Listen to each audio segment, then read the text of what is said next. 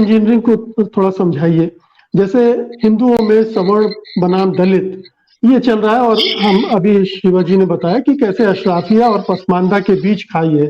तो क्या पसमानदा अशराफियों से इतने दूर जा चुके हैं या दूर थे वो कि उन्हें बीजेपी अपनी तरफ खींच सकती है लाभार्थी बनाकर? जो 8% मत मिले हैं, क्या वो इस ओर संकेत करते हैं? नहीं, ये कभी दूरी थी, और वो मुझे याद आता है 1940 में खास करके जब जिन्ना ने मांग करी थी विभाजन की। उस समय जो 40,000 पसमानदा मुस्लिम इंडिया गेट पर जाकर के एकजुट हुए थे और उन्होंने विभाजन की मांग को खारिज किया था। और लगातार ये परसेप्शन बना रहा कि जो पसमानदा मुस्लिम है, अली अनवर साहब का नाम लिया ही गया है, कि उन्होंने मुसलमानों के भीतर भी वो अंतर्विरोध हैं जो हिंदुओं के भीतर है, उसको उन्होंने रेखांकित किया कि यहाँ भी पिछड़ा तबका है, यहाँ भी दलितों की तरह के तबके हैं, यहाँ तक कि आदिवासी जैसे वो जनजातियां हैं जिनको क्रिमिनल ट्राइब्स कहा जाता है। तो उस आधार पर इस समाज के भीतर, इस समुदाय के भीतर के अंतर्विरोधों को लाया गया। भारतीय जनता पार्टी की जो पूरी राजनीति है उसमें एक तो उनकी डिवाइड एंड रूल वाली पॉलिसी है, तो समाज को पहले बांटिए, और दूसरा ये है कि हर अगले चुनाव में वो नए मतदाताओं को टारगेट करते हैं। तो ये जानते हैं कि कुछ पिछले जो मतदाता हैं वो हमसे दूर जाएंगे, तो अगले को भी टारगेट करना है। अब इस बार मुस्लिम उनके है केंद्र में कि कैसे मुसलमानों को वोटर के रूप में, कोई प्रतिनिधित्व नहीं, उनको कोई उनके अधिकार नहीं, वोटर के रूप में कैसे उनको अपनी तरफ लाया जाए, इसके लिए ये बंटवारा किया जा रहा है। और दूसरा मुद्दा यह है कि अगर भारतीय जनता पार्टी की सरकार का ये वश चले कि वो मुसलमानों का वोटिंग राइट खत्म कर दें, तो उनके लिए ज्यादा आसान होता। लेकिन वो पूरा, हम लोग जानते हैं कि संविधान और बाबा साहब का जो पूरा काम है, उसके चलते वो ऐसा नहीं कर पाएंगे। इसलिए उसे आप केवल वोटर बनाए रखिए। और जिस तरह से उन्होंने किया है पिछले दिनों, आप देखिए इन 8 सालों में, कि पहले कुछ अशराफिया मुसलमान थे, अब पॉलिटिकली वहां पर खत्म हो चुका है। जो लोग थे वो भी लोकसभा में नहीं है, राज्यसभा में नहीं है।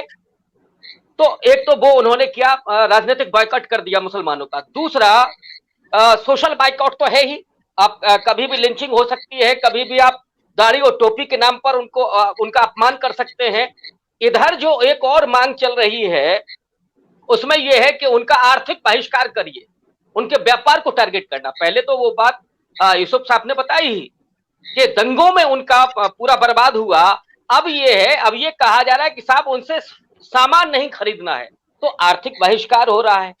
लेकिन दूसरी तरफ आप उन्हें वोटर के रूप में उस समाज के भीतर के अंतर्विरोधों को उजागर करते हुए आप उन्हें अपने साथ जोड़ने का ढोंग कर रहे हैं, जो न तो उनकी विचारधारा में कहीं है और न उनके डीएनए में कहीं है। हाँ, ये जरूर है कि वो दिखाएंगे कि साहब ये तो धर्म परिवर्तित मुसलमान है, और वो उसी रूप से उनके साथ आ सकते हैं, उनके कुछ संस्कार, वो सारी चीजें हैं। लेकिन असल जो मुद्दा है पसमानदा का, आज वो 2 मांगे हैं। एक की तरफ इशारा किया यूसुफ साहब ने, दूसरा है जाति जनगणना की मांग का और रिजर्वेशन का। जो भी माइनॉरिटी के लिए बजट आता है, वो पसमानदा जो लोग हैं, जो उनके लीडरान हैं, वो ये कहते हैं कि साहब ये खर्च कहाँ होता है। वो एनजीओ है या जो और तमाम संस्थाएं हैं, उसमें अशराफिया पर वो ज्यादातर खर्च होता है। लेकिन ये जो तबका है, उसके शिक्षा का सवाल है, उसके स्वास्थ्य का सवाल है, उस पे उनकी तरक्की के लिए कुछ नहीं हो रहा है। तो इसलिए वो ये कह रहे हैं कि एक तो जातिगत जनगणना में ये कॉलम हो। वो उदाहरण देते हैं 1941 की जनगणना का, जब हिंदू महासभा ने कहा था कि साहब हिंदुओं को तो जाति नहीं लिखनी चाहिए। मुसलमानों में भी है कि वो जाति नहीं, लेकिन वो कह रहे हैं कि जातिगत व्यवस्था जब है तो उसको भी आपको एक तो जोड़ना है, जातिगत जनगणना करानी है, और दूसरा रिजर्वेशन भी होना चाहिए। साथ ही साथ वो ये भी कहते हैं कि साहब रिजर्वेशन अगर एससी में आता है तो पहले मांग करते हैं कि एससी का रिजर्वेशन बढ़ाया जाए। नहीं रवि, ये नहीं कह रहे कि मांगे तो अपनी जगह ठीक है, मांगे तो अपनी जगह ठीक है, लेकिन जो मैं सोशल इंजीनियरिंग की बात समझना चाहता था, जब बीजेपी का वोट बैंक इतना बढ़ता जा रहा है और वो अब एक तरह से अपराजेय बनती जा रही है। और वो अभी पिछले 8 सालों में हमने देखा कि एक तरह से उनको राजनीतिक तौर पर खारिज कर देना है। ना उन्हें टिकट देना है, ना उनको जीतने देना है, ना पद देना है, और यहाँ तक कि सीए के जरिए उनको एक हमेशा के लिए नागरिक रूप से भी तौर पर भी संदिग्ध बना देना है। तो ऐसे में बीजेपी को जरूरत क्या पड़ रही है मुसलमानों की? क्यों अचानक लग रहा है कि अब पसमानदा को खींचो? क्या बीजेपी के पास से हिंदू छिटक सकता है? उसको ये खतरा दिख रहा है? देखिए, मैं अभी भी इस बात को मानने के लिए तैयार नहीं हूं कि बीजेपी केवल हिंदुत्व के नाम पर चुनाव जीत रही है। उसके लिए बहुत सारे टोटके उनके पास हैं। आपस में लड़ाई झगड़ा, जैसे बीएसपी और सपा के भीतर पुराने जो अंतर्विरोध थे उनको मजबूत करना, तो ये जो चीजें हैं, जो उनकी सोशल इंजीनियरिंग है, जातिगत इक्वेशन जिस तरह से वो बनाते हैं, टोकनिज्म के नाम पर वो लेकर के आते हैं, और पूरा जो कारपोरेट एक तरह की बॉम्बिंग है, वहां पर मैनेजमेंट है जो चुनाव का, उसके तहत वो चुनाव जीते जाते हैं। वो अकेले हिंदुत्व के नाम पर चुनाव नहीं जीते जा रहे हैं। दूसरा ये कि दलितों और पिछड़ों का जिस तरह से उत्पीड़न हो रहा है, चाहे आरक्षण का खात्मा हो या जो उन पर हमले हो रहे हैं, उनके अधिकारों का जो हनन हो रहा है, तो ऑब्वियस है कि उनमें एक चेतना आ रही है हिंदुत्व के खिलाफ। और दलित तो सीधे तौर पर हिंदू राष्ट्र का विरोध करता है।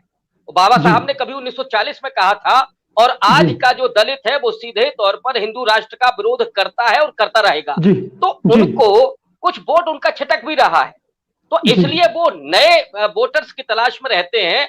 और वो किसको टारगेट कर रहे हैं? जिनकी इच्छाएं बहुत नहीं है, वो उस पसमानदा को एक को अगर हम लीडर बना देंगे और उसी से फिर वो विरोध करवाते। इस समय जो दलित और पिछड़े नेता हैं, वो दलितों और पिछड़ों के मुद्दे पर वो विरोध में खड़े होते। तो ऐसे ही पसमानदाओं को लेकर के वो मुसलमानों के खिलाफ बातचीत करवाएंगे, तो उनका नैरेटिव भी सेट होता रहेगा बराबर। ये काम भारतीय जनता पार्टी बखूबी कर रही है। जी। प्रोफेसर आनंद कुमार जी, मैं ये समझना चाहता